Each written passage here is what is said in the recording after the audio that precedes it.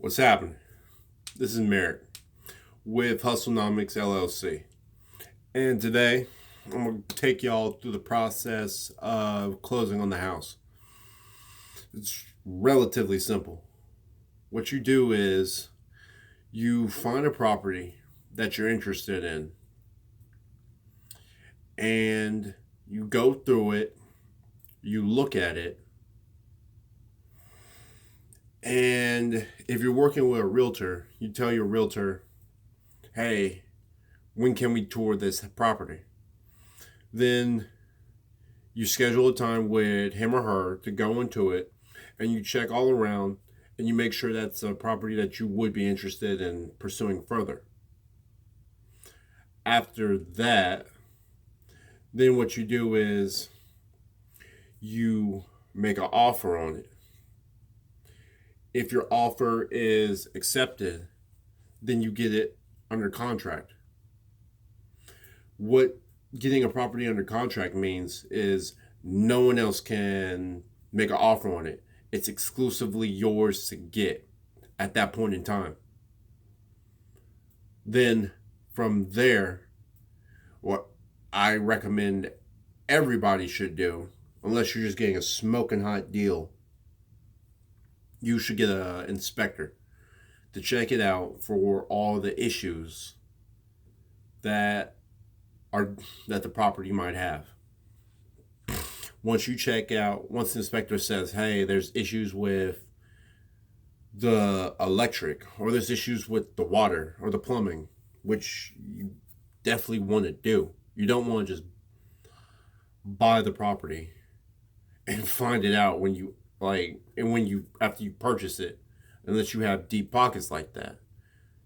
You want the seller to have to give you concessions for the property. So when you once you get inspected, with mine, the first one I ever got, there was issues with the electric. And I was able to negotiate a better deal because the inspector said, hey, the electric is wired together. It's kind of done poorly and it's a huge fire hazard. So I was able to go back to the seller and say, hey, my inspector told me that it would cost, that the electric has to be taken care of. And I got quotes from electricians. They're saying it would cost between $1,000 to $2,000. So I was able to get $2,000 off the asking price just for the electrical issues. Also, the best part, appraisals. Man, appraisals are awesome because they keep you from paying too much for a property. They let you know exactly how much a property is worth. Because what the seller was asking for and saying would be fair, he was saying the property was worth $119,000. I only wanted to spend $115,000. But after it was appraised, it came back in at 100 and let's say 110,000. So that's the greatest amount I could get a loan for. And the seller wasn't happy. I'm like, hey, you can't blame me. Blame the appraisal.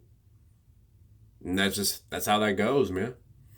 So, yeah, you got it under contract, have gotten it inspected, you've gotten it appraised, you've gotten quotes for all the work that needs to be done, you've negotiated with your seller for all the work that needs to be done. Well, man, here's when it gets a little bit more serious. Got to put some money in escrow. Earnest money. Got to put that up. And normally it's refundable unless you put in a contract that is not. But you put your earnest money up. And by this point, you can negotiate a closing date and as soon as possible, if I were you, just to get it done with. You close, you get the property, and man, you're a landlord. Then you gotta get a tenant in there. And that's the process, man. It's not crazy. That's how I did it with a FHA loan. You can do it that way with conventional. Man, I've never used hard money before. I'm working on a deal where I might use hard money, but never used it before. But hey, if you have used hard money, let me know. I'm very interested in doing a deal with that. Anyway, this is Merritt from Hustlenomics signing out. Stay ambitious.